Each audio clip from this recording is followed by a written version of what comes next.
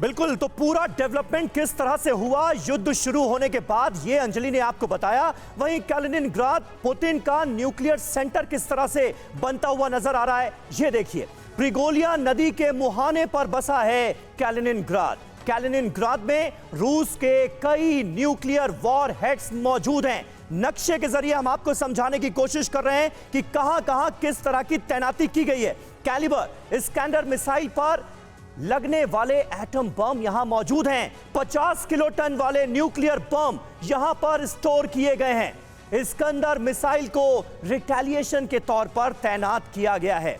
इसके अलावा Poland, Baltic देशों में नेटो सेनाओं के काउंटर के तौर पर भी तैनाती की गई है। इस्कैंडर मिसाइल की जद में पोलैंड, लातविया, डेनमार्क, जर्मनी जैसे मुल्क हैं। हाइपरसोनिक मिसाइल पर फिट होने वाले एटम बम भी मौजूद हैं। कैलिनिनग्राड में 24 हाइपरसोनिक मिसाइलें हर वक्त पूरी तरह से रेडी हैं। लवीव पर मिसाइल गिराने के लिए कैलिनिनग्राड से ही उड़ान भरी गई थी। तो यह है सच्चाई।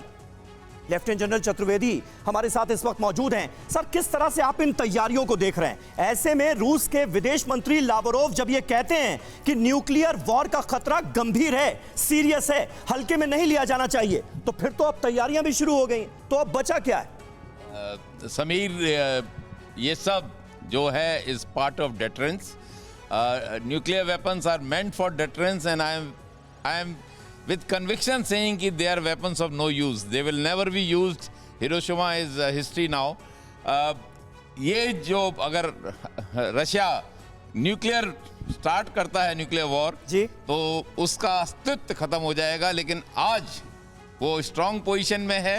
न्यूक्लियर वेपन्स का यूज करना उसके हित में नहीं है, लेकिन डेटरेंस, लोगों को दिखाना, प्रेशर टैक्टिक्स, ये सब चलता रहेगा। लेकिन 24 फरवरी से पहले हम यही बातें जंग के लिए कहते थे कि 21वीं सदी के इस दौर में ये आमने सामने की जंग संभव नहीं है, लेकिन वो जंग अब हमें देखने को मिल रही है। अब परमाणु हमले की बात हो रही है। वो कौन सा पॉइंट होगा इस जंग में, वो कौन सा पॉइंट होगा जिसके बाद आपको लगता है कि व्लादिमीर पुतिन इतना बड़ा कदम उठा सकते हैं? समीर, आपने बहुत सही कहा कि 24 फरवरी की जो वॉर के बारे में most of the military strategist, international affairs, security experts, किसी ने नहीं सोचा था कि रशिया अटैक करेगा।